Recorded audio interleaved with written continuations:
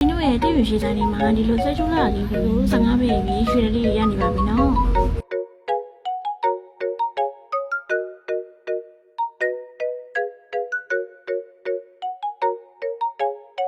ကဲဒီရွှေလေးရဲ့ငွေသားမောင်လေးကတော့26သိန်းလောက်ပတ်ဝန်းကျင်ရှိပါရဲ့ရှင်ဒီရွှေလေးကတော့23သိန်း9တောင်းပတ်ဝန်းကျင်ရှိပါရဲ့ရှင်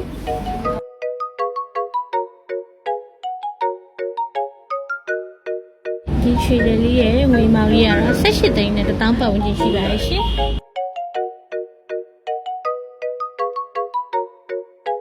ဒီရွှေလေးရဲ့ငွေသားလေးကတော့26သိန်း9ပေါင်ကျရှိပါရဲ့ရှင်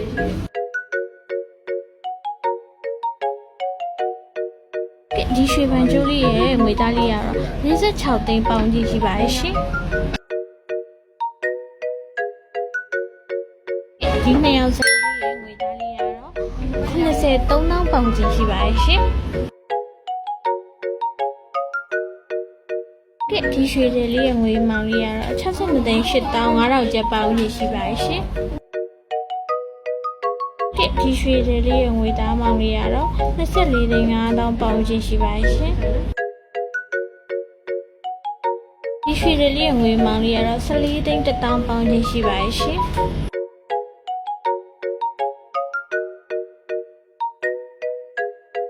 ဒီရွှေလေးရဲ့ငွေမောင်လေးကတော့45သိန်း4,600ပေါင်ကြီးရှိပါရဲ့ရှင်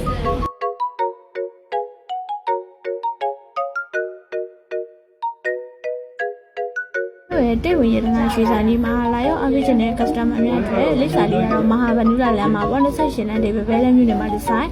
ပညာတလလိုင်ဇနာပလာဇာရှိလမ်းကျဲကားမတ်တိုင်းတောင်မင်းမြို့နယ်မှာဒီဇိုင်းလေးဖွင့်လှစ်ထားပါတယ်လာရောက်အားပေးတဲ့မိဘပြည်သူများအားလုံးကျေးဇူးတင်ပါတယ်ရှင်